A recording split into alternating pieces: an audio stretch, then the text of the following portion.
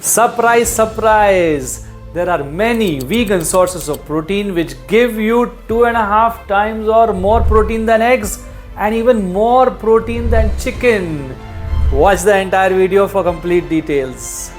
In hierarchy of importance of high sources of vegan proteins, top of the charts are seeds, followed by nuts, followed by dals, followed by grains. Before we start with the sources of protein, it is important to make a switch from non-vegetarian protein to vegan protein because eggs, chicken, fish and all the non-veg food items come with extra acid, a lot of cholesterol and fat. They can trigger a higher inflammatory response in your body and also trigger insulin resistance and cancers. Starting with seeds, the top 3 seeds which give us the highest protein intake are hemp seeds, almost 32 grams, pumpkin seeds, 30 grams, and watermelon seeds, up to 28 grams. Besides the protein, they contain a lot of minerals, and seeds mineralize your body, they alkalize your body, give you a lot of oil-soluble vitamins also like vitamin E, vitamin A, and that's amazing for your entire body. Next comes nuts, and amongst the nuts, the top 3 nuts are peanuts, top of the charts, 26 grams, almonds 21 grams, and pistachios 20 grams. Remember, it's important to soak your nuts for at least 8 to 10 hours so that the acid from the nuts comes out and they become more alkaline and more bioavailable. Third in the list are dals, and I'm going to be spending a little longer time at the dals because we tend to consume a lot of dals, and there are 5 dals to watch out which are among the top protein sources. Top 2, urad dal or black gram and masoor dal or red gram, both give us 25 grams of protein, followed by 3 dals, that is moong dal, green gram, lobia, black-eyed beans and rajma, all giving us almost 24 grams of protein. Dals are best consumed whole, followed by split with the skin, followed by split without the skin.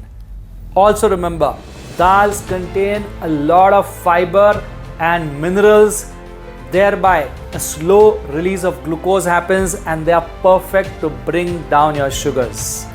Our own ancient bhuna chana ya futana as it's called in Maharashtra, or roasted chickpeas, gives us almost 22 grams of protein and 19 grams of fiber when consumed with the skin. Many of us have forgotten this, but we need to bring back sattu, which is powdered bhuna chana, back into our daily regime.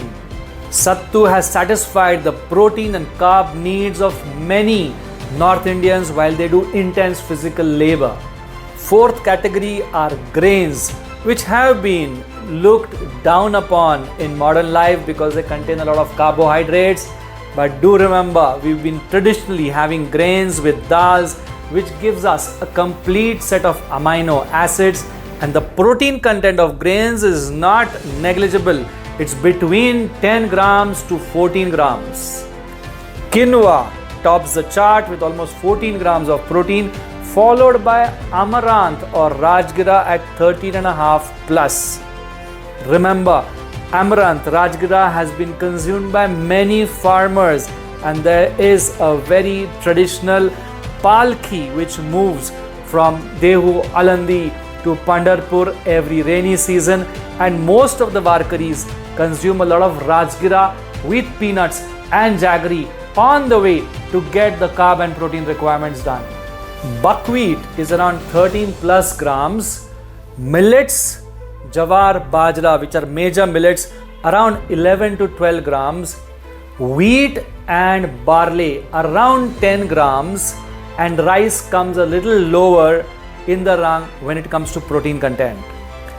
Where do the elephants, giraffes, rhinos, hippos and gorillas get their protein from? And they get their protein from the greens. So percentage wise, even if the greens contain less than 5% protein per gram, it's very useful protein for the animals when they consume in large proportions. As humans, we may not consume that much, but you would get a small quantity of your protein from the greens. Do not neglect them. Spinach, broccoli, kale, all can give you almost 3 grams of protein. The other benefit of greens is they give you chlorophyll, and hemoglobin are similar looking. Hemoglobin having iron in the center, chlorophyll having magnesium in the center. So increase in chlorophyll can improve your hemoglobin and overall oxygen capacity of your blood and your health, making you look pinker. No discussion on protein can be complete without the mention of plant-based protein powders, which are especially needed if you are hitting the gym and planning for muscle building. Surprise, surprise, one more time. You may be surprised to know that you can get between 50 to 85 grams of protein from just 100 grams of protein powder like pea protein, rice protein, hemp protein, soy protein. Protein powders are going to cost extra on your pocket, but what is more important? Not being healthy itself can be very costly. So remember, Sunday हो या Monday, हर रोज जरूरी नहीं है अंडे.